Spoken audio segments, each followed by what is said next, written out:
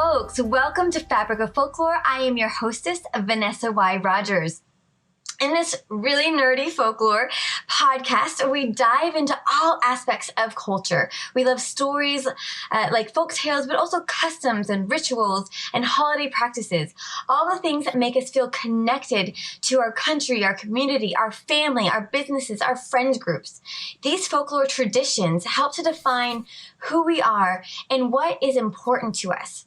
So if this sounds like a podcast that you would be interested in, definitely hit that subscribe button today so that you are getting your notifications every Tuesday when our podcast comes out. So definitely hit that subscribe button. And today's show is going to be so cool because we're talking to Ben Stimpson about two practical folklore applications, how folklore mythology is used in therapy sessions, and his new book, A Guide to Building Ancestral Veneration Practices, which is basically a how-to guide for connecting with your ancestors. So Ben Stimpson is a therapist, a lecturer, a student, and a spiritual director. He's developed courses on a variety of topics, including ancestral veneration, the power of story, and folklore. When not working with clients or writing, Ben is engaged with his area of study, religious studies, medieval and classical studies, folklore, and spirituality. So thank you so much for joining us, Ben. Thank you so much. I was actually really excited to see you pop up in that group because I've been really wanting to do more work and more interviews around folklore because it's such an important part of my life. So I was really pleased. I'm so glad that you messaged because I have never heard of doing therapy with folktales, and I just think that is such an interesting application. So I definitely am excited to talk about that. Can you tell us a little bit about your journey into how you got into psychotherapy to begin with? Oh, it's all interconnected with all aspects of my life. So I was originally training in social work back when I'm a little older, I'm 36. And when I was 18, 19, I started studying social work up here in Canada. And just something just didn't feel right about it. I was starting to really dread going into the field. I slowed down a little bit and I saw people who had been graduating ahead of me start to burn out really quickly. So I was really dreading it. But what I ended up doing was I took some time away, and in the intervening years, I discovered this beautiful program in Toronto. It was a spiritual psychotherapy course. And it's funny because I was aware of it even while I was studying social work, but I didn't think psychotherapy or counseling was on my radar. It wasn't even something I was kind of drawn to. But the reason I was wanting to go into social work in the first place was people used to come to me to listen to them. I'm a listener. I'm one of those listeners, And so the reasons that I didn't want to go into social work was I saw it as a band-aid solution to issues. A lot of it is based in systemic issues. It doesn't really, there's no feeling of it. I would be helping anybody. And so then when I started doing this course, I saw that I could directly help people help themselves. That's really what psychotherapy is. I'm not helping the person. I'm creating and facilitating the space for them to do their own work. And the particular course I did was great because I had a very powerful model. I started doing some self-development classes by somebody who was the kind of a satellite campus of the program in a place called Kitchener. And she was practicing spiritual psychotherapy. She was practicing archetypal psychotherapy, which we'll get into. But she was very connected with both the pagan community, alternative spiritualities, but also the power of story. And around that same time, I was also engaged with a spiritual group, a spiritual working group of about 150 people. And we were heavily working with Joseph Campbell's The Monomyth. So what we were doing was we were crafting living stories that we could all enter into and engage with around that theme of the monomyth. And I was chosen to be one of the principal characters. So it was a wonderful introduction to this way of looking at both myself in the work, but also the role and power of story in the first place. around that same time, all these things were all interconnected. All around that same time, I was also live action role playing, which, if you haven't heard of LARPing, it, right? is it's LARPing, yeah, exactly, which is very similar to what I was doing with the spiritual group, but the lens was more fantasy gaming, right? So it was interesting kind of then seeing the interconnections between all of these things, how some of the players I was playing with in LARP used their characters and used their story as a way of coming out of their shells, of discovering pieces about themselves, exploring themselves through this kind of pseudo character, while also in the spiritual group and when I was studying psychotherapy, how then the potential of story, and particularly folklore and mythology, can assist.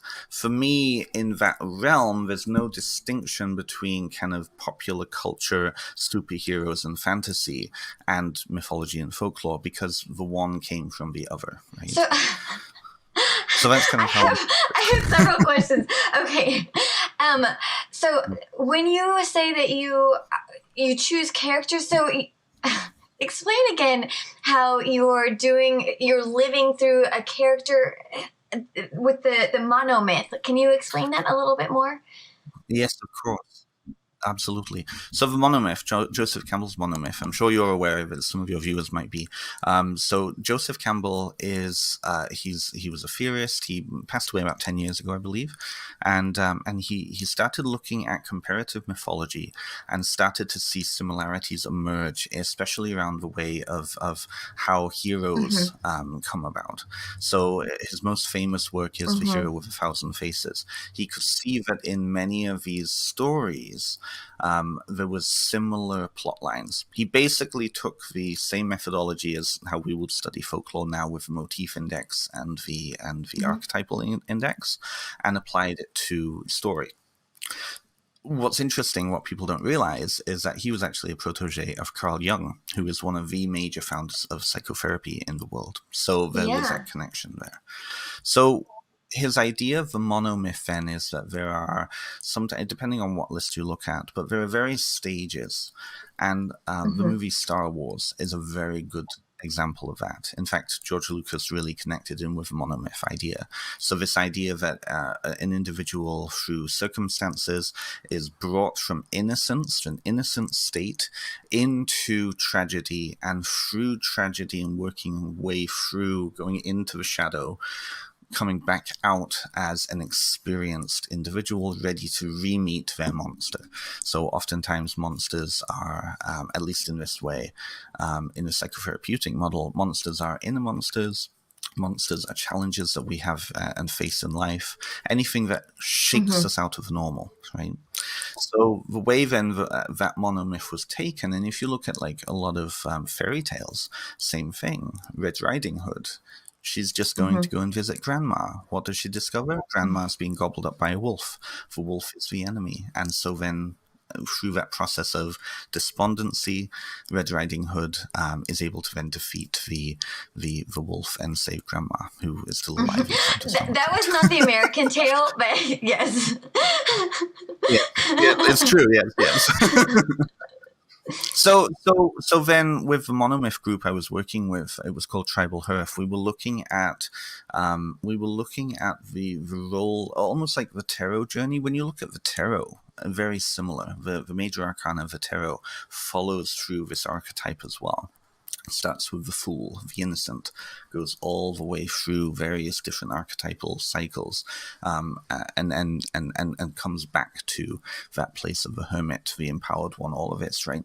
So the monomyth, at least. And there is criticism of it. I will acknowledge that there is great criticism of it. But from a purely kind of within its own standpoint, what we would do then in this spiritual group is we would create large ritual plays, like a mystery play. And every single person at these events would have a role within that mystery play, even if it was just to, be kind of a background character or to be a witness to what's happening. And then through that mystery play, we would explore kind of then entering into these paracosms. Tonya Luhrmann, who is an anthropologist in England and the States, has this idea of the paracosm, which is a created kind of mini universe that people engage with. Whenever you're watching a television show and everything else just disappears and you're just focused on that television show or that play, the magic of the theater is a paracosm. You enter into the story. In this way, we were literally entering into the story by taking on the characters that we were playing in these roles. And then afterwards, we would have a debrief. What was that like for us? What did we experience? What did we notice and witness ourselves and others doing in these shared spaces? There's a certain level of hypnosis that goes on as well. We take on different aspects and we look at ourselves in a different way while playing these characters. And then the intent in there is very important too. The intent is that we're entering into a sacred story space. It's not just like LARPing where we know that, people are just playing characters as for fun. It's actually a spiritual intent there. So that's what we were doing. So it was kind of interesting then to kind of have all these three parts intersect and then equip me for understanding the deeper implications and connections between story, self, community, and kind of. So you sought out a spiritual based therapy program. Have you always been a spiritual person? I would say so, yes, and that's that really ties back to my own story in connection with the UK. So I'm originally from the UK. I grew up in North Wales, which is a beautiful land. It's literally King Arthur's land. There are castle ruins all over the place, Roman ruins everywhere. So it's really a very special place, and so when I came to Canada, I was 8 years old when I came to Canada. I was disconnected from my homeland, my sense of self, all of those pieces. This ties into the ancestral work that I do too.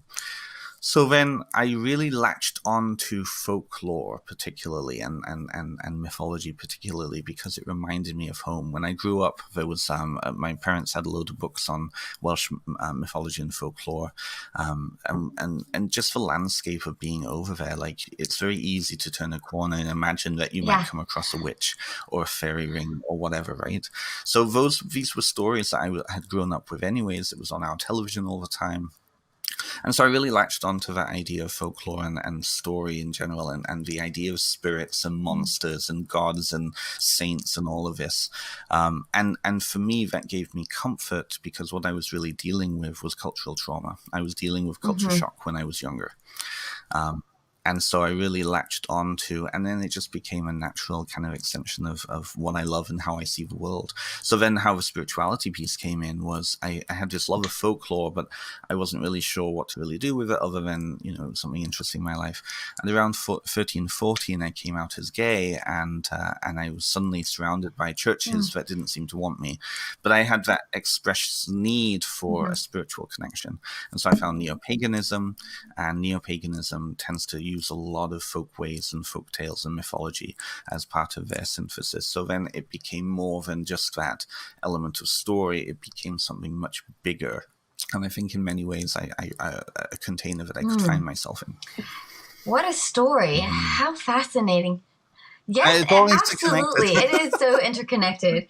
I find that in my own life, like, different parts end up coming together and fit so nicely. I really, I've been thinking about, when I'm doing this podcast, I really enjoy having, I love the folk tales, but I really love when we intersect completely differing, what seemingly different subjects together, and they come together so nicely. And you wouldn't think, like, we had someone come on and talk about medicine and folklore, and you wouldn't think that those two would have anything to do with one another, and yet they fit really nicely together. So I love that.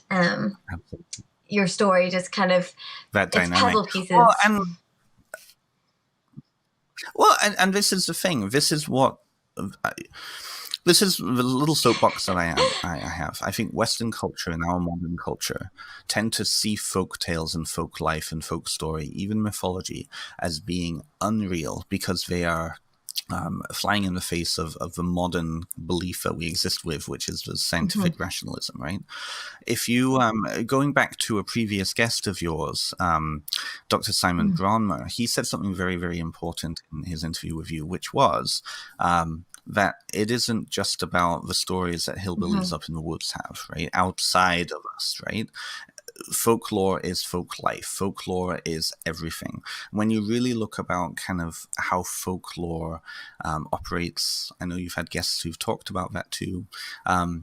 Folklore is a container that is non-sanctioned, that is community-based, that is community-focused, that is empowering of community, and is the container for all sorts of different pieces of knowledge.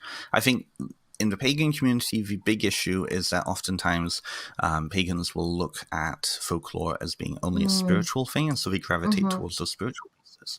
I think in the secular community, it's for entertainment, so they'll gravitate, and people in general will gravitate towards stories for entertainment, versus and psychological. So this is also a soapbox moment for me. The psychological issue is that a lot of psychotherapists and anthropologists will then go to the psychological view. Well, what does this mean psychologically? What are these symbols? What does this mean to the community? And yes, there's those elements, but in all of those, I think they're all missing the other components, which is solid belief. This isn't just a symbolic thing. This is how communities actually saw the world, and we need to understand that because that's important for those communities. There's a spiritual element there.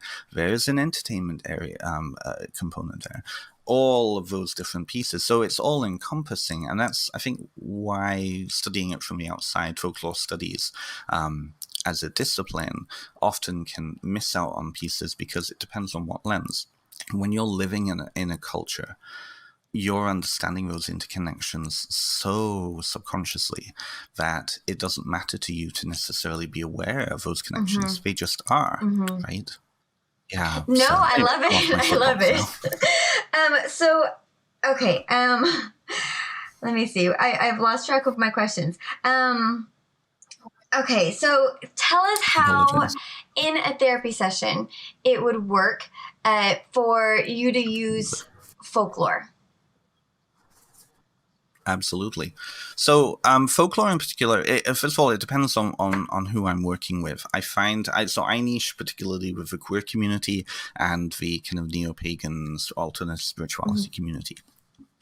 And oftentimes, the way that I would use folklore is the same way that I would use other forms of story, and we can get into that later on. But what I'm particularly interested in, and what a lot of my clients are interested in, is that inner work through looking at external. And so it's that relationship between how is the individual taking in and relating to a particular story. I work a lot with narrative therapy. Narrative therapy is all about the stories that we tell ourselves, how our stories are relating to the stories socially, and as folklore, as actually folk culture contains narratives outside. If you look at spirits and figures and monsters and saints and folk heroes and all of that, all of them are relevant and still continue to be talked about in a folk culture because they inform us about what that culture actually is promoting. What is the shared identity there? And so really when I'm working with folklore with or other types of story, folklore in particular, I'm looking at how is the individual connecting their personal identity with the identity of the group. So what I'm finding what's happening in the queer community right now, particularly with people who are under, say, 35, 40, is that there is a real interest in witchcraft amongst queer people. Particularly queer, kind of non-binary and individuals who are exploring gender expression, because the witch particularly is such a kind of non-gendered individual, right? I want to say, I'm trying to choose my words carefully because there's so many different ways that witches are taken. 20 years ago, in the goddess spirituality movement, the witch figure and archetype was a form of female empowerment because it represented kind of a post-menopausal, kind of sexualized version of what womanhood could be. And so then it became a space that an individual could then fill with their own self. You know, everybody's a witch then, right? So with the queer community in particular, looking at kind of how witchcraft and how kind of folk stories are taken up, what figures become important, and how then to work with that story. So I sent you a list earlier. One of the main people who I really learned from around this was Dr. Carol Pearson, who wrote quite a few books. One was The Hero Within, and it's the idea of particular stories and mythologies, such as like the story of Dionysus or the story of Apollo or the story of Hermes. How does an individual relate, and how does that archetype, fit into them? What is that like as a personality trait? So there's another piece there about personality traits. But I'll give you another concrete example. I'll try to be careful so confidential information isn't shared. But I had a client once who he was very interested in the Norse gods. And he was particularly interested in working spiritually with the god Tyr. And Tyr is, at one point, Tyr was a much larger, more important deity in the pantheon.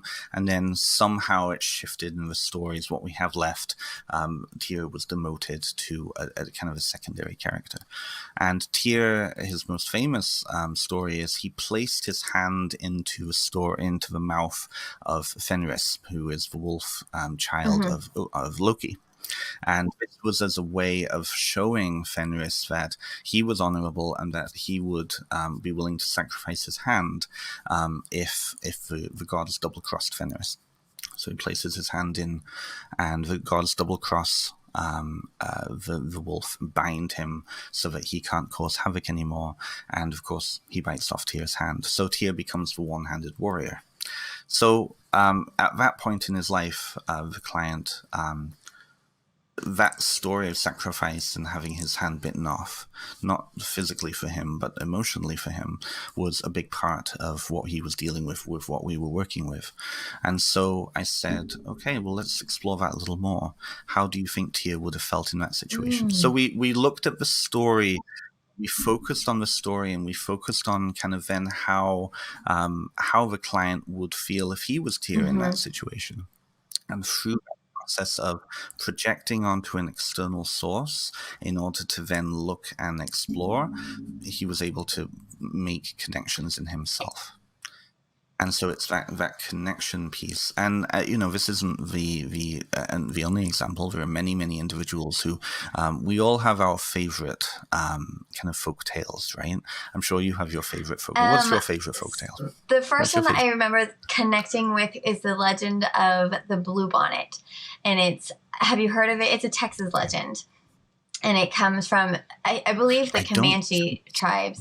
And basically, it's a little girl, and she is an orphan, and the tribe is starving to death because they don't have food because it hasn't rained in so long. And so someone goes to the mountain, and it's decreed that someone needs to make a sacrifice, but no one wants to make a sacrifice. And so this little girl who's an orphan, who has one doll with blue feathers from a blue jay, and that's her only possession that she has, she sacrifices this doll that came from her parents for her people. And then it rains, and the world is covered in blue bonnets from the feathers from the blue jay, and she's then upgraded in her tribe as the one who saved her people. And it's just a beautiful tale. And I think it really connects, because it was told to me as a child, and it really, I'm not an orphan or anything, but it really connected with me that she was able to make such a sacrifice when she only had that one thing that connected her to her parents. That's a beautiful story. I have heard of that. Studying folklore, it's like all these stories in my head, don't necessarily pop up. But I haven't heard that. I have heard that story before.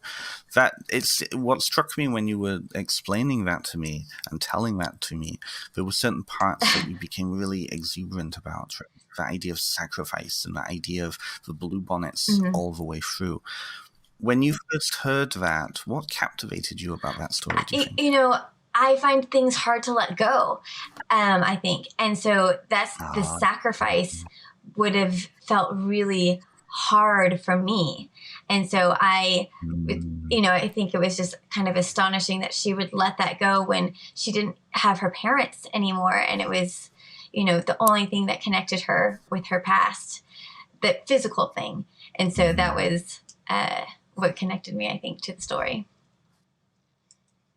That's beautiful. Do you find even now you sometimes find yourself in situations where you're reminded of that story? Yeah, I mean, every spring, Texas is covered in bluebonnets, and it's beautiful. And so it's easy to be reminded of that story on an annual basis because, it's a physical reminder all over the state.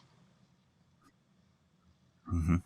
That's beautiful. I'm going to have to tell some of my Texas friends to take pictures now. Oh yeah, well I have a blog post about that legend, and I'll put up a couple of pictures of the bluebonnet fields in this podcast, because it is gorgeous when it's covered in bluebonnets. That's beautiful.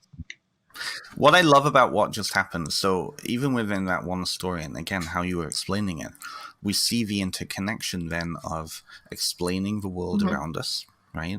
Connecting in with those themes of sacrifice. So you're having that direct connection with that character. But the story is also probably used as a way of understanding, well, why are all these bluebonnets everywhere?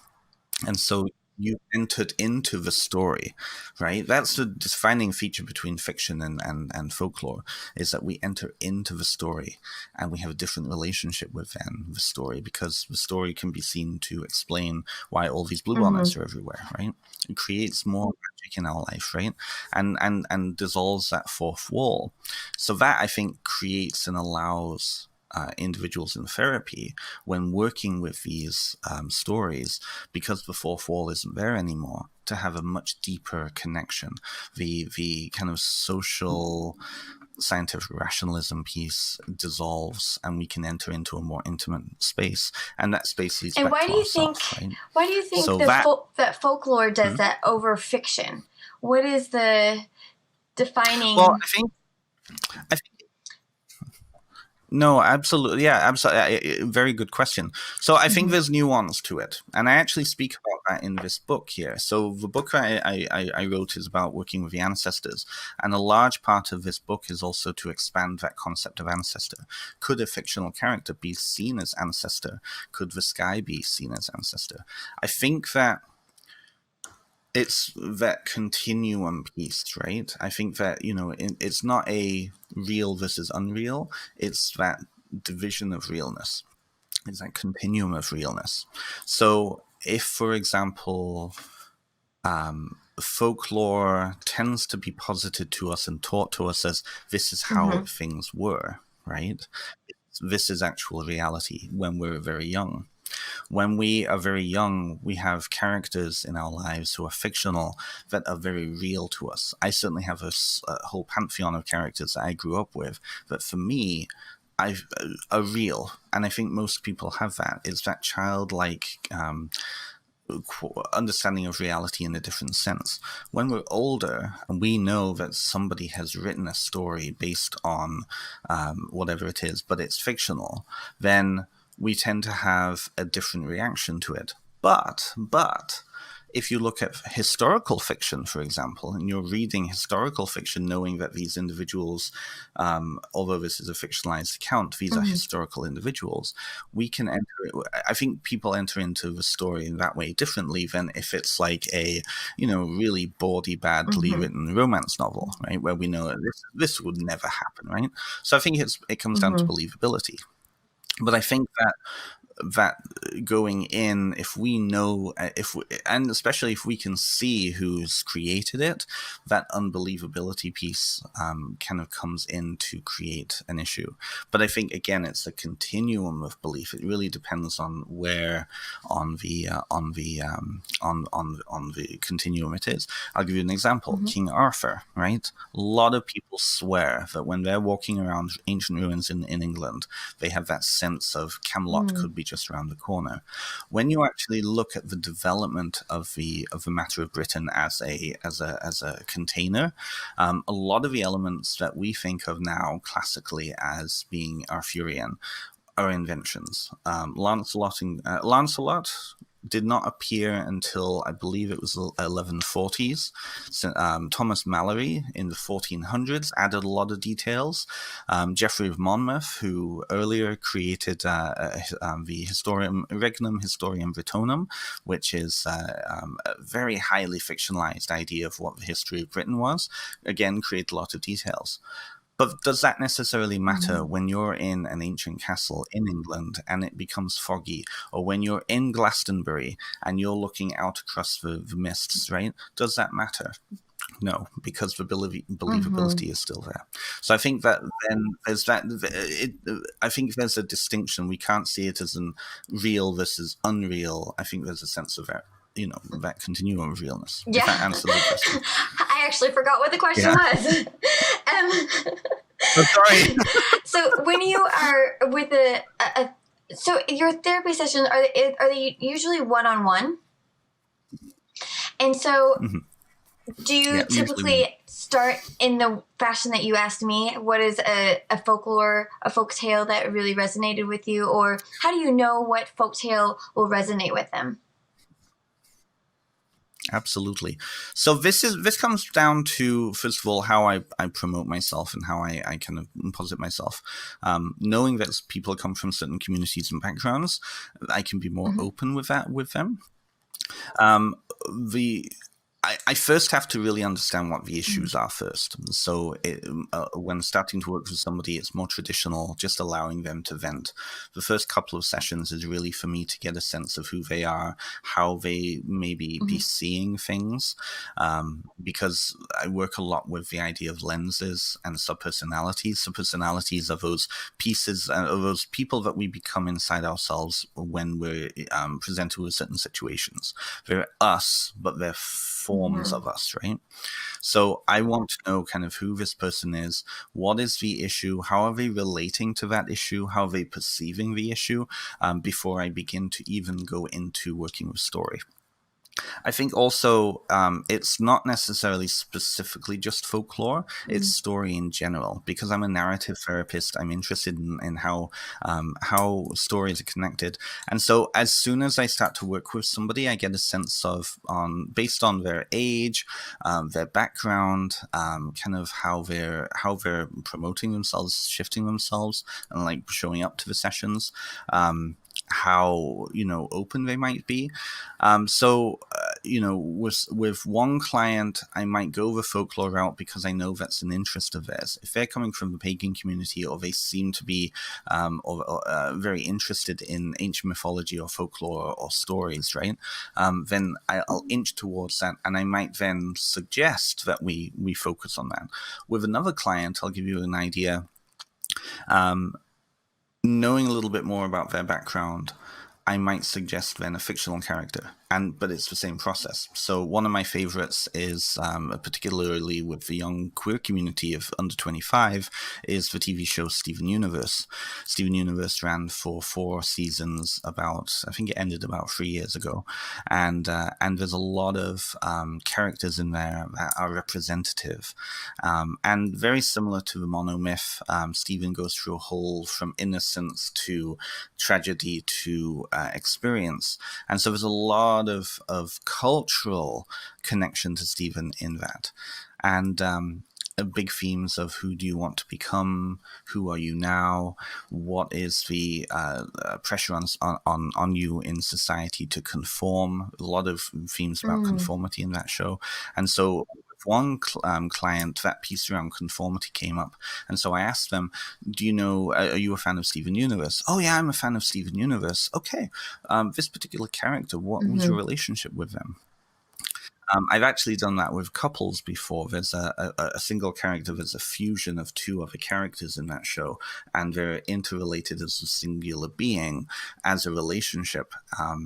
And so I've worked around that archetype. So it's working with character and story in that way.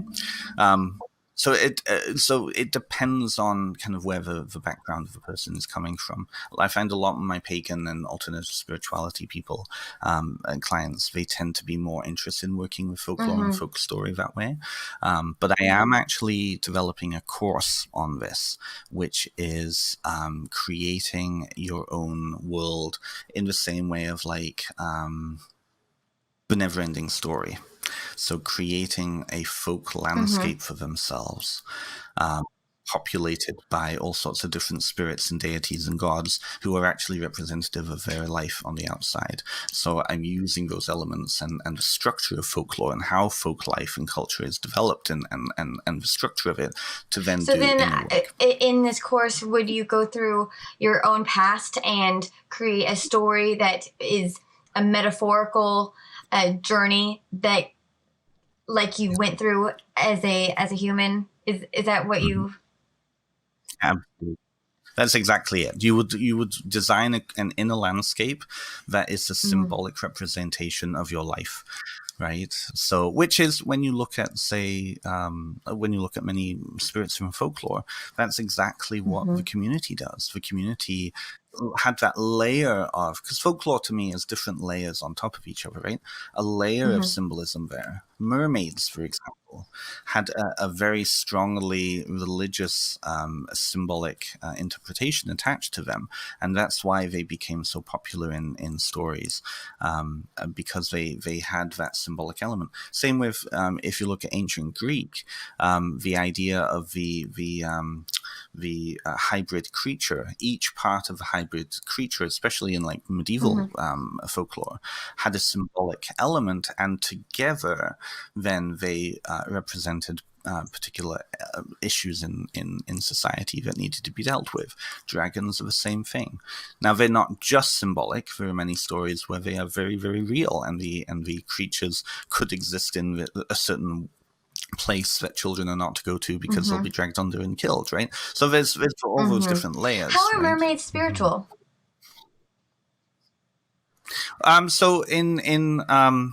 So mermaids in Europe, particularly England, there's two big major Christian allegories. If you go into a church in Cornwall, there's I can't think where, I think St. Tudno's, there is a beautiful carving, ancient carving, it's about 400, 500 years old, on one of church pews. And the way that the Christian church, on a local folk religion level, which is different from the official way of seeing things, is that mermaids are symbolic of Christ because they are of two worlds. They are of the sea. They are also of humanity, right? And so they represent Christ in that way. And because of the symbolism of Christ as fisherman and his connection with fish, and the fish as a symbol of Christ, the mermaid as part fish is also part Christ, right? There's also quite a few stories connected about the transformative power of Christ on particular individuals.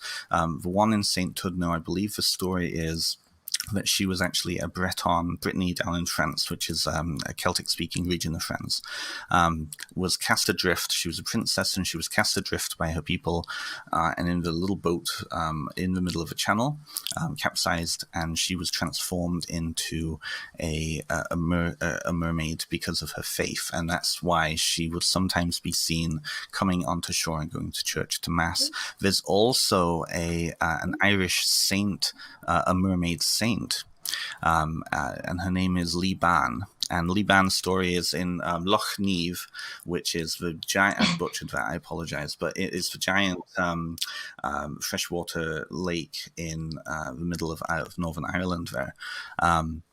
Apparently that was a land at one point, and local legend says that land was so wicked that God came in and destroyed it. Very similar stories all over Europe of God coming in and destroying wicked lands, right? And the only one who was pure was the princess, the young princess, and she went in and she was shut in to I think it was like a chapel, and then God flooded the land. She and her dog were the only ones who survived. Now, for 400 years, she was down there, still alive and still shut in there, and through that process, she had actually been turned into a mermaid. and her little dog was turned into a sea otter. And so then they emerged, and when Christians came to that area, I believe it was St. Patrick who came, saw the mermaid, saw Liban, and saw that she'd been saved because of her piety, and made her into a saint. And so there is actually a church. If you look up Liban, there's a beautiful Catholic icon of Liban emerging out of the sea, and she's a saint. She's Saint Liban. How interesting! I've never heard that. Yeah.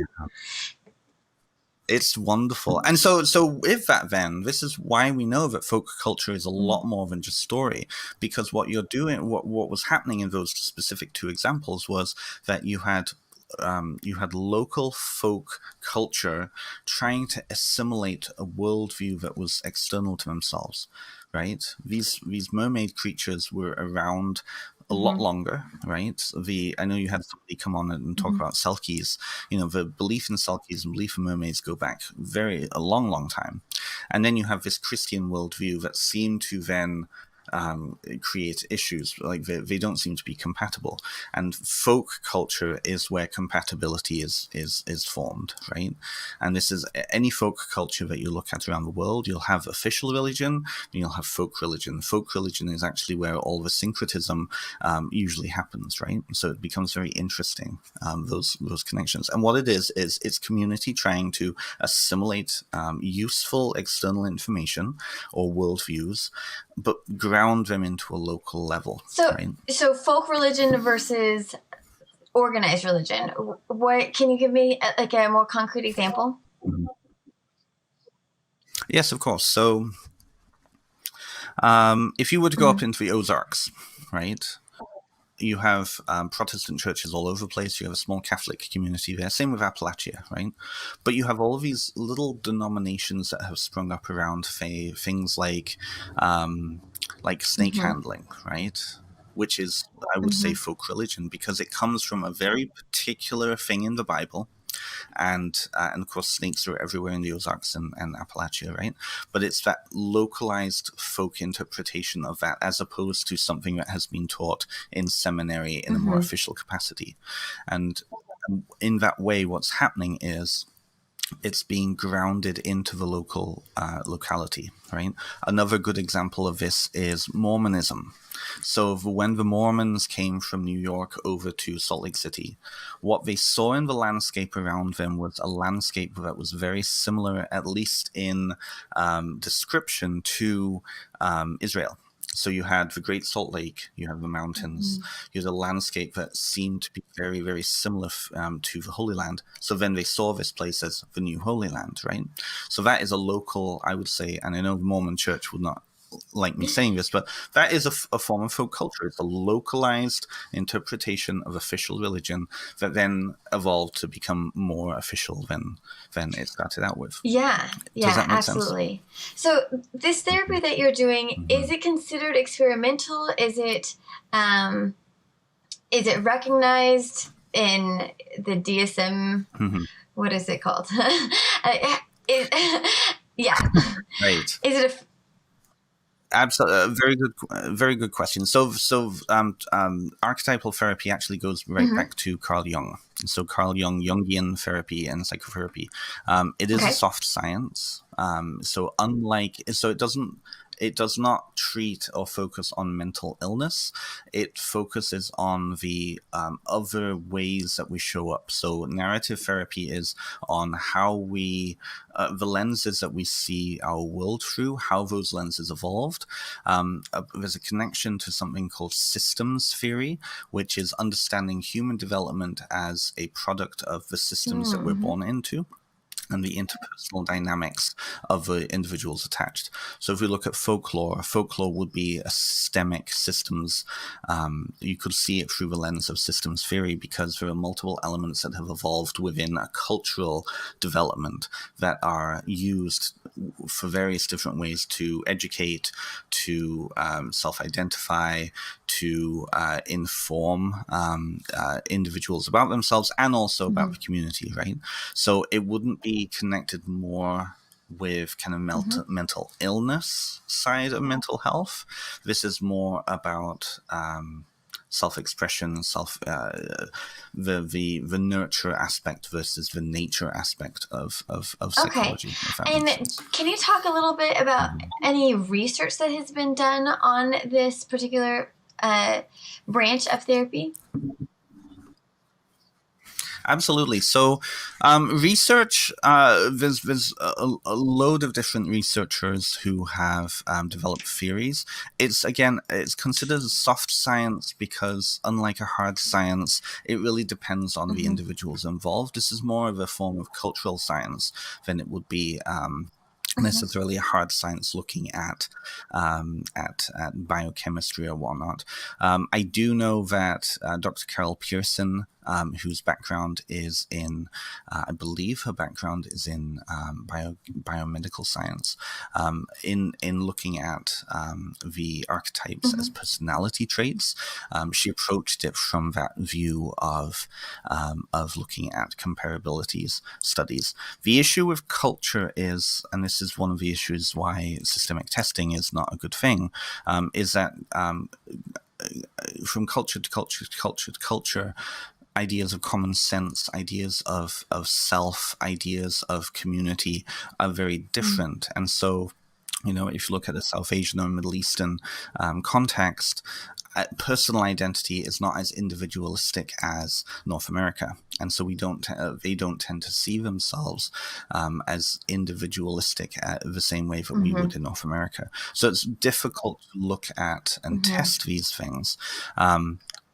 But I would say that from a productivity piece, it would depend on what you're actually looking at gaining. So if it's to do anything to do with mental health, CBT, DBT, they produce recognizable results that can be generalized. When it comes to this form of therapy, results vary considerably, right? I did come across a study that I found really interesting. It was done in Sao Paulo, and it was not for therapy, but it was done to help reduce pain and stress.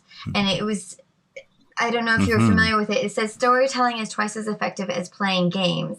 And they did this experiment on 81 children who were in the hospital, and they had two sets of children, and it was, games were helpful, but the folktales storytelling was twice as effective as the storytelling. I guess it distracted them more. They felt less pain. Their cortisone levels were, what are the cortisone levels? Are those the ones that increase your stress?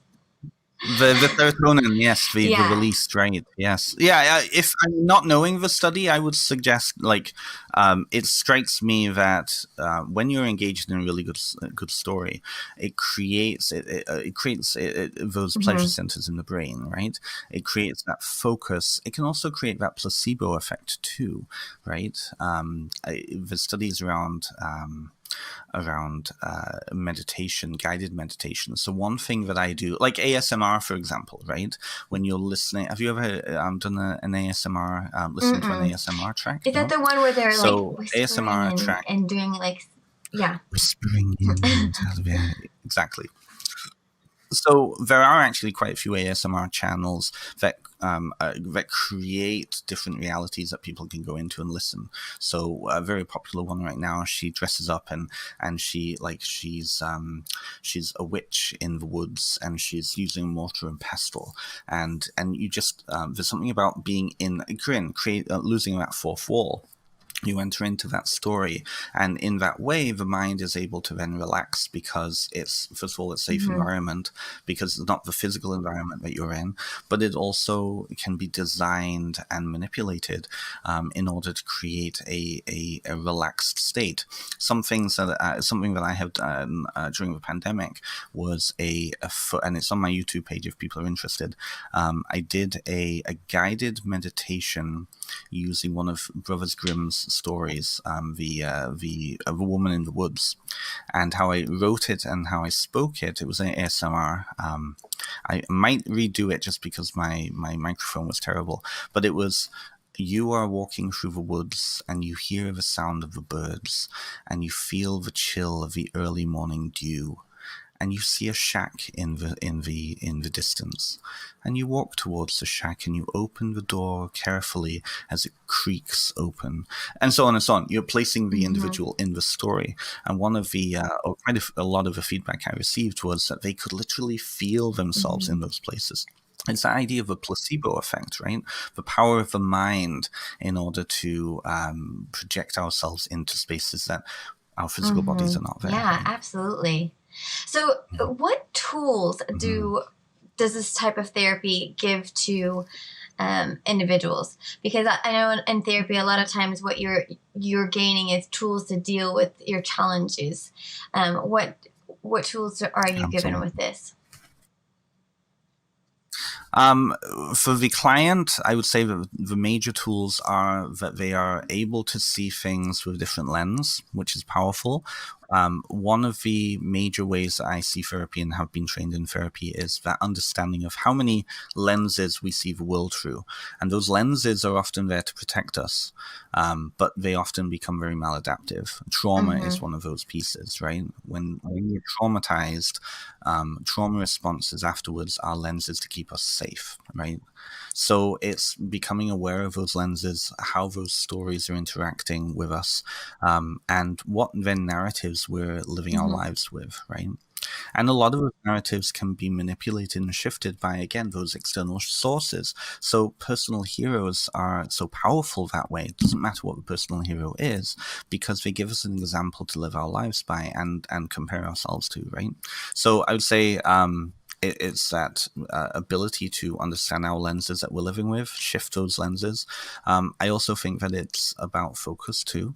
So a client who is able to, in the moment, think about their particular hero or folk story or whatever it is that we're working with in a situation where they are reacting as opposed to responding, that when then can help to mitigate that situation for them and bring them out of a state, right? I also think that it's about inspiration. I think a lot of people, especially in North America, it's kind of a weird thing because Britain, when it comes to counseling, is slightly different from North America, where the two are very connected. You know, I don't work with mental health issues. I work with all those other pieces that we talked about, right?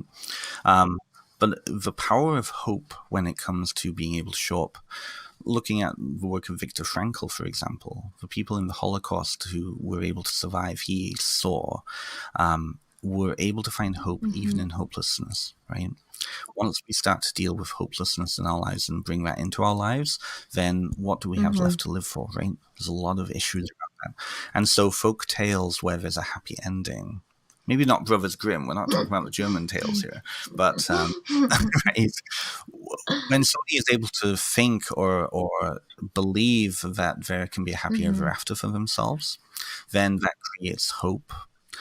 And then with that, motivation. So motivation is a huge other piece around that. Now, this is also the other thing too. Folk tales are also very handy for us to understand that sometimes we don't have control in our lives, and that's okay, right? It depends on the folk figure that we're dealing with, what we're looking at. But I mean, folk tales do the same thing for community that folk tales can do for individuals, is that it creates that sense of identity, it creates that sense of hope, and it creates that sense of the boundaries of the world. And so that's the other piece too. Individuals coming away from this type of work can learn for themselves the boundaries of their world and where they can push those boundaries and what boundaries they can't push. So perspective is another big tool that they can develop. Well, let's move on to your book, because your book is also super fascinating. Ancestral Whispers, a guide to developing ancestral veneration practices. Can you tell us about, the journey to writing this book? How did you come to want to write this book? Absolutely. So when I was doing my psychotherapy training, one of the big projects that we were doing was around genealogy, and we did something called a genogram, which is a genealogical tree, but it doesn't just track relational information. It tracks things like addictions, subpersonalities, issues, strengths, relationships. It really tracks the whole kind of system of that we're existing in. So ancestor work has always been an interest of mine because I was removed from my extended family in the UK.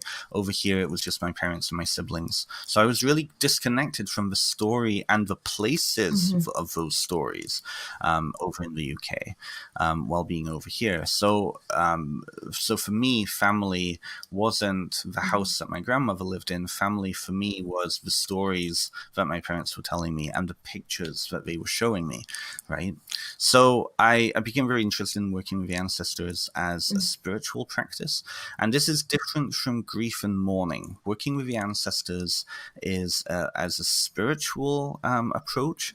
It's about seeing these individuals as very much still existing in the universe somewhere, still being able to be accessed, and in that way are still part of the kind of the landscape, that paracosm spiritual landscape that I exist within, we all exist within. So what I noticed, particularly working within the pagan community, is that because of religious trauma, a lot of neo-pagans are coming from backgrounds where religious trauma with Christianity and official religions. And I would say a lot of spiritual seekers in that way. There's a lot of baggage then around ancestors because those ancestors were all Christians, right?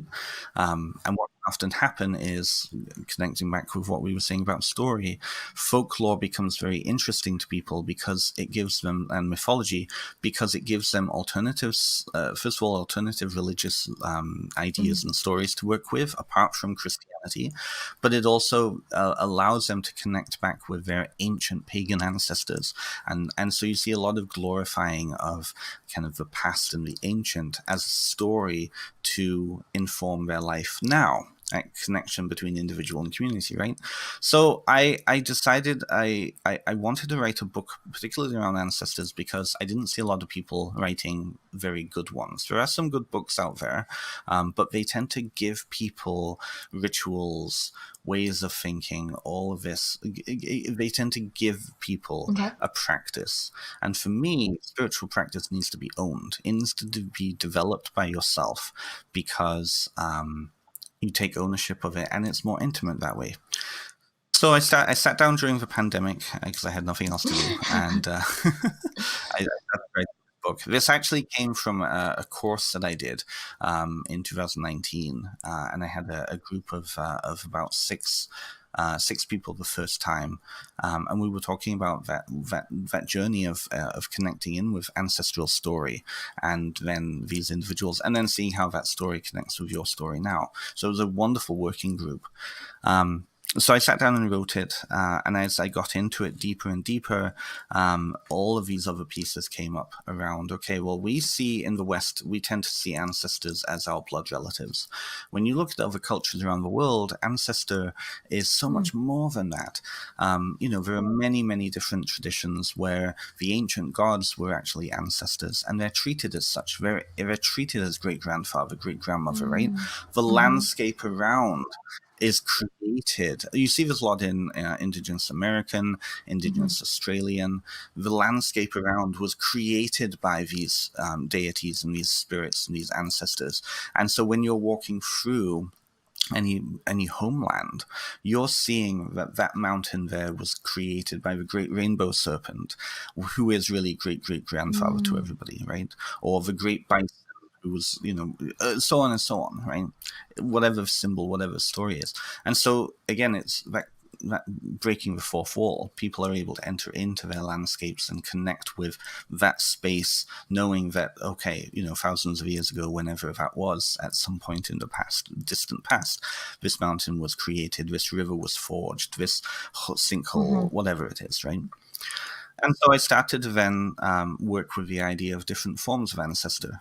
When you look at culture now, the connections between communities can be very different depending on where you are. I was on a podcast the other day, and we were talking that the young woman is from New Jersey, but her background is Jamaican, English, and Ghanaian.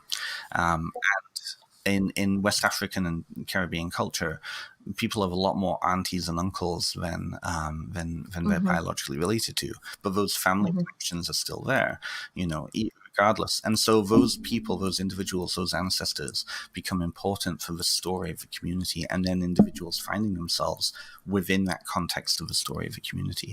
So what my book is it is an invitation for people to explore this for themselves.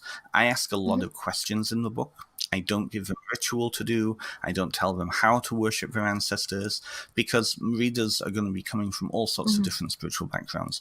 It's not my place to tell you how to believe. But what it is my place to do is ask you, how do you believe? Where does that worldview come from? How does your relationships emerge from that worldview? In the same way that I would work with folklore stories, right? This is the word that this folk culture is promoting.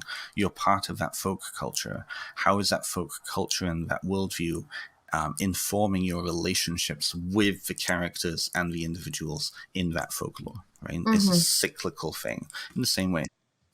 So that's what this is. It takes you through various parts of a lived spiritual practice, such as kind of when you're building a sacred space, what is going on for you in that process?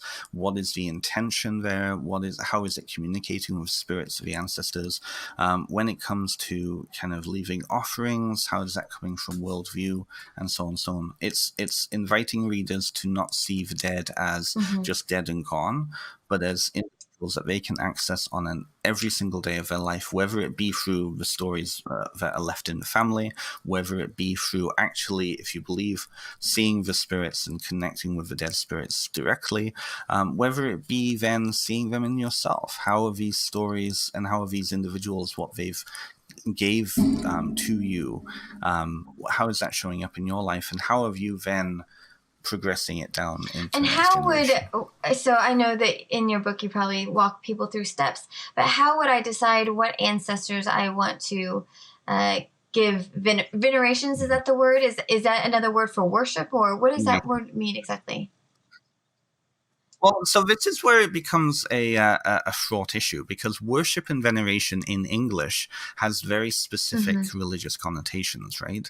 And a lot of specific kind of ideas of what we shouldn't be doing with those words. When you look at other cultures, in non-English cultures, the distinction between veneration and worship is not as distinct. If you go to a Chinese restaurant and you see an ancestor shrine, the idea of the relationship between the individuals and the ancestors is different, because the conception of an ancestor is different.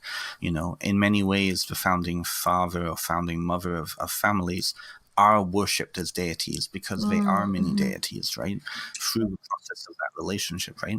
So we put veneration here as a way of relating it more to venerating saints, but worship could very well also, you could worship your ancestors depending upon how you see them, what you see has happened to them, what power they suddenly have because they're dead, and so on and so on.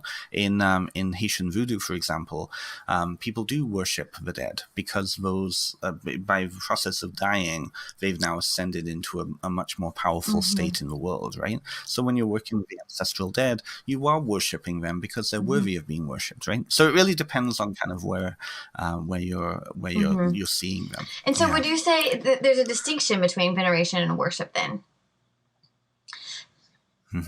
I would say in English that there is. I would say that in the English context, in our cultural context, because of Judeo-Christianity, I would say that individuals who are living within a monotheistic worldview, venerating the dead is acknowledging that they have a different special relationship with the spiritual than God does. And so God would be worthy of being worshipped because he's the creator of the universe, versus the dead who are sitting next to God. This particularly comes up in Mormonism, this comes up in Catholicism. You would venerate the saints because the belief is that the saints have the ear of God, that they can become more intimate intercessors, right? In the same way that the dead would be. But I'm not telling anybody how to believe in this book. What I'm saying is, figure that out for yourself. Think about your worldview. Think about the culture you come from. Really think, because so much, and I'm sure you've seen this from many of your other guests and experienced it yourself, so much of what we think of as culture is so subliminal and subconscious, we're not even aware of it until it's pointed out to us, that's right? one of the things I discovered when I was traveling. That was one of the first things that really stuck out, is that there were so many things that I did that I didn't realize that were cultural. And I didn't recognize it until I saw other people doing something entirely different, and realizing that it was just because this is how I grew up, and this is, it was just something that I learned. It was a learned behavior, but I didn't realize that was not everywhere in the world. It's daunting, isn't it? It's weird for me because I came to Canada when I was such a young kid, and like culturally I'm Canadian, right? I've been over here 28 years. I'm actually, if you see all the boxes behind me, I'm actually in the process of moving to the UK next year. So I'm already seeing, as home has always been home to me, right? Even though I've lived here for so long. But even now I'm noticing that, like, when something that really drives me nuts is the British tendency of not being direct. North Americans are so direct when it comes to things. So I asked a friend a question, and he pussyfooted around, and he said, "Just tell me." Yeah, that's cultural, absolutely. Right? Yeah, that's so funny. Okay, so let's say, how would I find what ancestors I would want to venerate? Of course. So most people, I would say, in the Western world, the first way that they start connecting with ancestors is through like genealogical research, ancestral story. And if you've ever done that before, I don't know if have you ever done that before? My aunt has done some ancestral tree, but I haven't really studied it very much. Of course. It's something that you're either really, really into it, or it's just something that is just not. I'm glad she did it. I'm glad she did the work, but because that is not something that I really want to dive into. But so I'm glad that we have this already laid out for me. Yeah. Well, and it's funny because in every community you always have those holders of that oral knowledge, right? And so we see this coming up even in society now. You have the people who are really interested in learning and gaining those stories in order to then share with the rest of the family, right? I happen to be one of those people in my family, and so, but it's very telling that we're often interested in the stories of our ancestors, and learning about that, because those stories then relate back to us, right, in a very direct way. The stuff that, like, when I did my genealogical research, it was very fascinating to see that the issues that are happening in my family now and that we've grown up with started almost 5 generations ago. You can see the connection down the line. And so a lot of people start with that. Traditional cultures have those oral traditions already involved. They have those rituals already there. And so there's no need to necessarily learn about the ancestors, because the ancestors are always present. The shrines are filled with images of the ancestors. And so if you want to learn about it, you just go and sit at the shrine and you see the way the shrine is created, right? That tells you and informs you about the ancestors. Same with, like, in Mexican culture, the beautiful ofrendas during the Day of the Dead, you can tell intimately, being part of those cultures, who the great-great-grandparents are, who the grandparents are, just based on where they are located on the shrine, right? So I would say most people start with genealogical research. I think that's a good way to do it. And then it's taking it beyond that. It's actually maybe going to those places that those ancestors come from. And a lot of people do that too. I know down in Texas, there's a lot of Germans and Scottish and Irish people, descended people. And the number of people who they want to go back to the UK, or they want to go back to Ireland, or they want to go to Europe, or wherever they come, their ancestors come from, that feeling, that need to go home is powerful. I think you had somebody talking Yes. about pilgrimage a couple Jim of Hindle. So yes, Jim Hingle. I haven't had a chance to. I've been trying to listen to some of your episodes just to prepare myself for this. And with pilgrimage, and I talk about pilgrimage in there, pilgrimage is directly relating, bringing down the fourth wall between you and the story of your ancestors. That's essentially what it comes down to, is breaking the fourth wall. How you do that is entirely up to you. But there's something about actually walking in the landscape, knowing that your ancestors come from that place, that there's a connection, there's something. It's almost like going back to your your childhood home. Even if somebody else is living there, there's still that connection of, I came from this place. What do you feel like the catalyst is for people who decide to connect with their ancestors?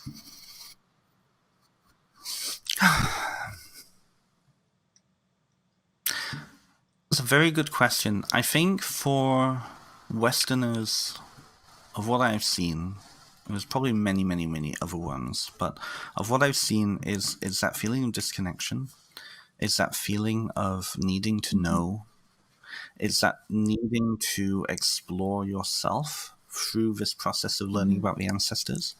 And I think it's also that feeling of needing to be grounded, right?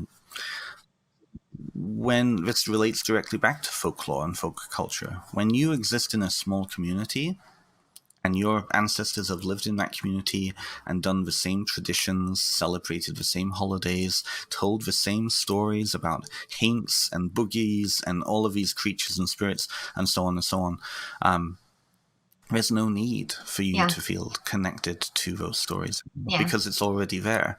I think when we all started to move away from our home regions and move into the cities where we don't have those connections anymore, I think that's one of the reasons that people really started to seek again that connection back again, right? I think for other communities, it's a sense of finding personal power. A very good example of that would be the African American community. The reason that African American cemeteries are so important in African American culture is because those are the places that the ancestors are buried, right? You may not know the names because the society didn't allow you to record those names, but you know that those are the spaces that your ancestors are buried. And that becomes then about life, your life and their life, not about their death, right? Yeah. If that makes sense. So I think that, yeah. And I would say that also the immigrant experience too, because so many, and you've probably heard this from some of your other guests, so many folk cultures dissipated or were lost, or those traditions disappeared because of migration or changed, right? So if you don't come from a very strong culture like in the Ozarks or Appalachia or in Texas, like the German communities down in on the Gulf Coast in Texas there, they come from all over Germany, but they've cobbled together a really powerful German Texas identity, right? If you don't belong to those sorts of cultures and you are in the middle of a city that you've just moved to, where's the connection? Right? So I would say those are the three major pieces. Yeah, absolutely. So can you tell us some examples of rituals that people do for ancestral veneration? Of course, definitely. So it depends on the culture, but one of the more widespread ones would be celebrating the Day of the Dead for a lot of European-based cultures or European-inspired cultures. So going into the cemetery, spending time with the dead, decorating, very widespread. People in North America don't realize that what is happening in Mexico with the Day of the Dead and celebrating and decorating in the cemeteries is actually something that goes on in Poland, in Italy, in parts of Germany. It goes on over there too, and that's because of that Catholic piece. Some of the other ancestral kind of ways people celebrate, again, it depends on culture, but in a lot of Caribbean folk religions and smaller religions, African-based religions, the entire month of November is often devoted to the dead. Wow. And that actually, when you look at it, makes a lot of sense cosmologically, because in the northern and western hemisphere, November tends to come just after the harvest. And so already cosmologically, death is starting to take place, winter is starting to come, the kind of winter season, right? So November is a very particular time. Some of the religious approaches of working with the dead are feeding them. That's a very, very, very, very old one. That idea, that belief that the dead are in their afterlife and are continually needing to be supported by the living. So we see this in ancient Egypt. We see this in India. We see this particularly around the lunar, do we not run Lunar New Year? Yeah. In the Chinese and Yeah. a lot of Asian cultures, it's actually offering the dead. And a really cool thing that they do, at least in some cultures, is that they will buy paper outfits or paper cars or paper money especially, and they will burn it with the belief that by burning it, it's being transformed and sent into the spirit world. And so you see these huge big stalls created of like luxury goods, like cell phones. You know, if your great grandmother really needs a cell phone in the afterlife, because and it's funny because culturally, like over here, we have such a detachment from the dead because of secularism, the funeral industry. But if you think of the worldview, okay, then it makes complete sense. If the ancestors are still very connected to this world, even if they're in the spirit world, and they have the potential to, mess things up for you if you stop, venerating them, then you're going to want your great grandma or your great grandfather or your grandparents to have the best that you can get. And so people can buy houses, people can buy cars, all paper, and then they go through ritually burning them, and it becomes like a celebration. It's fantastic, Yeah. So really a lot of different things and different ways. In my own spiritual practice, I was connected with an African tradition, at Santeria Lukumi, and it was a little bit more intimate than that. Working with the dead was a daily thing. We have a little shrine in the corner near the back door symbolic of kind of going of exits, right? Which makes sense. Death is an exit. But whenever I cook food and whenever other people cook food, we would give them a spoonful of that food as an offering and say, I thank you for the life that you gave me, and this is some of my effort back to you, right? Just sitting with the ancestors, speaking with the ancestors, connecting with the ancestors. Among paganism, there's one now called the Dumb Supper, which is to go and sit in a cafe-like environment, and the space across from you is empty for the ancestors. So you just commune with the ancestors, spend time with them, thinking about them, remembering them, thinking about the stories. So all sorts of different things. So when you're doing this, is there like a specific person that you're speaking with, or are you speaking with a group? How does that work? How are you visualizing who it is you're giving food to or having a conversation with? Well, it can be both. So in large group rituals or gatherings, the food is placed down for all of the ancestors. If I'm celebrating a particular ancestor, or I have a particular ancestor in mind, I might put down a particular food connected to them specifically. So if I'm deciding to, make a meal and the dessert is a particular dessert that a particular ancestor, my grandmother, made, then I would honor that particular relationship with her by giving it to all of the others, right? So again, it depends on kind of what you're focusing on. I know that some people will celebrate particular birthdays, and then that becomes a particular birthday celebration, even if the person is already dead. You see this a lot in Mexican culture. So you can have ofrendas and shrines built to a particular person, and then everything on that shrine will be reminding of that person. So it could be an heirloom, it could be their favorite food, their favorite liquor, whatever it is. And you often find that on the anniversary of that person's death, if they died the year before or 2 years before, that person becomes the focus. So it depends. In large kind of thinking about the ancestors, I tend to think of them collectively. It's not only easier that way, but also because it denotes then I'm the product of all of them. And we're talking about blood relatives here. When it comes to other form of ancestor, it could be as simple as having, like, if you're in a particular profession, having a bust or a portrait of a particular person who was important to that. So a lot of writers, for example, are really connected with Shakespeare because of that. A lot of actors are very connected with Shakespeare because of that connection. And so you might have a special space devoted to Shakespeare or something honoring. Many towns in Canada, the United States, they'll have founders statues in their town centers, right? And I know at this point in our history, the concept of founders, there's a lot of issues around settler culture and the destruction of the indigenous people. But that was a community focus. If we see it through the lens of ancestor worship, then the founder becomes a particular focal point for the whole community. And so venerating the founder or celebrating the founder in Founders' Days or whatever become then a celebration of the whole. So there's different ways. Yeah, I was going to ask that, what if you don't really feel a connection with your ancestors? If you have maybe disdain, maybe if your ancestors were slaveholders, or you really didn't feel like they were people that you wanted to venerate, do you just suggest finding other people, or how would you suggest if someone really didn't feel a connection? Absolutely. If somebody doesn't feel connection with their ancestors or wanting to work with their ancestors at all, I would say don't force it, right? You don't have to. But if you are interested in working with the ancestors, then I would say part of that journey then is to come to a relationship with yourself, with that individual. If you find an ancestor that you just don't connect with, or that turned out to be did horrific things in life, part of that journey then for you will be, how do you then respond to that person? There's nothing in this book that tells you what you have to do. Only considerations. There's only considerations.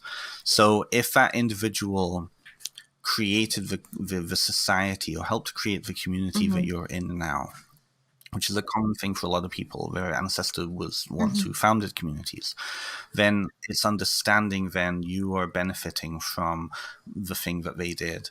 Then what can you do in your life now, and to take responsibility for that? How can you help to make the next generation better? Sometimes that could be actually educating yourself even more on that individual to understand then, okay, what have they done and how is it here? I'll give a more personal example here. So I when I was sitting down with my mum and dad, when I was sitting down with my mum, who was really the holder of a lot of stories in the family, she used to tell me that my grandfather, who I have one memory of, he passed away when I was about 4, so I really don't have many memories of him. But she used to tell me that he was very hard on my dad, that he was always expecting perfection from my dad. Like, my dad built a wall once, built a wooden wall for the neighbor, and he went and got his dad, and he said, "Dad, look at what I've done." Yes, very good, yeah. Rip it down and rebuild it. It's not perfect, right? Like, yeah. Right? So for me, I got this impression that my grandfather was this really hard individual, really like perfectionist, and needed, like, was really driving my father. Yeah, I speak to my dad's cousin, and she said he was the warmest individual who gave the best hugs and the most wise counsel. So suddenly I have these two stories of this individual. One is not so great, one is all great, right? Where's the connection between those two? Well, in understanding it, different relationships, but also different agendas. So I engaged with a dumb supper, and I invited my grandfather to come in. And whether your viewers believe that this happened, I believe it happened. I believe that it was a real thing for me. But I imagined that my grandfather came, and we almost entered into like it's hard to describe. It was almost like entering into another room, kind of like an overlay of reality. And I could hear him, and we were having a conversation. And I said to him, "Granddad, why were you so like this with my dad?" And he said, "You have to understand. I didn't know now what I knew back then, or what I didn't know back then what I knew now, right? I didn't know how that would affect your dad. I just wanted the best for him, right?" and knowing that he's progressed, at least in this belief system, that he's progressed from that point, I allowed myself to let go of that uncomfortable feeling around him and just embrace him as an ancestor. Now, embracing and understanding is not the same as condoning behavior. So I think that's that piece, and that's a journey for many people. I actually offer ancestral counseling around these things. When somebody finds a story like that in their family tree, what do you do with that? How does that affect you? Because of that relationship between identity and group identity, right? How then is that going to throw your personal sense of self into question? And is this thing threatening your sense of self and who you are? Because we can over-identify with those stories, right? Absolutely. Well, I feel like we could talk about this all day, but I did want to give you some space to talk about the Salem Festival, Folk Life Festival that you are going to be speaking at soon. Can you tell us a little bit about that? Yeah. Yes, of course. So people can go to my Facebook page or my website, and they'll have details of that. So the Salem Folklore and Witchcraft Festival is happening over the weekend of August 4th. I'm at 10 a.m. And I'm going to be speaking about the relationship between story and folklore and landscape. So I'll be talking about how folk culture tends to relate to physical landscape, how it tends to anchor itself in landscape, and how communities tend to connect with landscape. And then, that being said, how then you can relate to your own landscape in a different way. How can you form your own stories and connect in landscape? I'll be discussing the psychological brain mapping and how our brains tend to, through association with symbol and geospatial dynamics, how that works. So it's more of a look at the foundations and the functions of folklore and how folklore operates on a landed scale. There are going to be speakers from all over the place: England, Australia, and North America, speaking from very particular folklore. So a friend of mine, Brett, is going to be talking about the regional folklore of the borders in Wales. There's also a friend of mine, Moss, who's going to be talking about German folklore. There's some of the biggest names in folklore studies, or at least from kind of witchcraft studies, going to be speaking there. Jesse Hathaway, Charles Porterfield, and I believe David Rankin is also going to be there. So if your audience knows who they are, they can go to salemwitchfest.com, or just look up Salem Folklore Festival. Now this is all online, so you can buy. And it's all online, yes. So that's the other a major thing too. It's all online, and the recordings will be available after for, I believe, until the end of December. So people can still buy tickets for those and look into them. I believe there's over 30 guests, and I believe 40 presentations over the span of the weekend. So it's fantastic. I'm really looking forward to it. Okay, cool. Thank you so much for joining us today. This has just been such a fascinating conversation. Thank you. It's something very important to my heart, and I will say I'm going to be continuing my journey through this. I'm actually in the process of applying to study at the master's level, a folklore studies master's in the UK. Oh, and that's why you're moving to the UK right now. To that, and really bridging everything that we've talked about today into that. And thank you, folksy folks, for joining us on our journey today to learn more about the use of folklore and mythology in therapy, as well as how to create practices to connect with our ancestors. All the links that we talked about, which were a lot, will be on our website, which is www.fabricoffolklore.com, including the book that Ben has just put out and his website. Have you used therapy yourself in folktales or using mythology? Would it work well for you, do you think?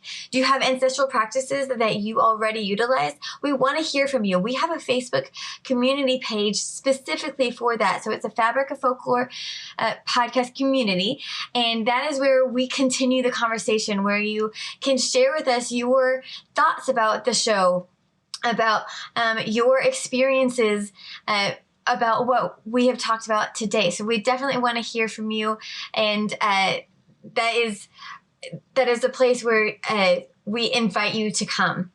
So if you've enjoyed today, please hit the like button, hit the subscribe button, because it is so helpful for a new podcast. Rate and review us on Apple Podcasts. If you review us, I will give you a shout out. It is absolutely one of the best things that you can do if you enjoy our show. And thanks for unraveling the mysteries of folklore with us. And until next time, keep the folk alive.